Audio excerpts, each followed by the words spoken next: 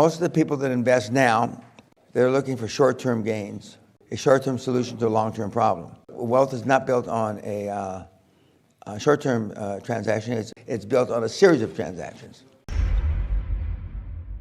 A good portion of the millionaires that were made back in the late 70s and early 80s have run through their money. They've pissed through their money. They've lost it all. Are you going to say something? Just buy gold instead of losing your money?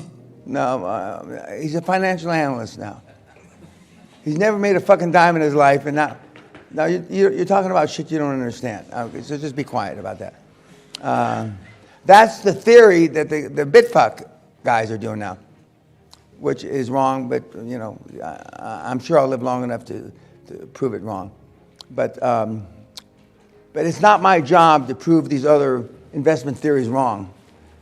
I've already proved beyond a shadow of a doubt that my investment theory is correct. So I'll leave it to others, to pundits, to ghostwriters like yourself, to prove all the other shit wrong. I mean, what I didn't understand 20 years ago, I don't understand 20 days ago, is how the kids, especially now, have so much goddamn time to listen to the blogs, the whatever. I mean, I just don't understand that.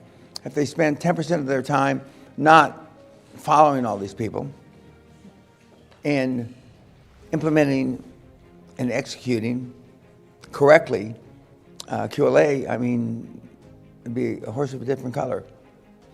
But I don't worry about that stuff. I don't worry about the why. I can't help sometimes it getting into my brain, but I only want to know how. I mean, Warren Buffett's investment theory is pretty simple. Most of the big guys' investment theory is pretty simple. And it's been successful over decades for them. The Buffett methodology doesn't necessarily work for everybody else. Buy and hold forever. But he says something very astutely, and then Charlie Munger chimes in. Just because you can buy and sell doesn't mean you should buy and sell. I mean, those are really powerful words. Just because you can buy and sell. He said, and he uses the analogy, he's from Omaha.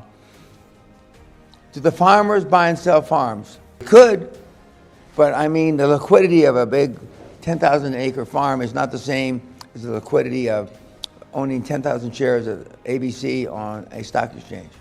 It's not. And he says it's wrong, and he says maybe history will prove him right, which I believe it will.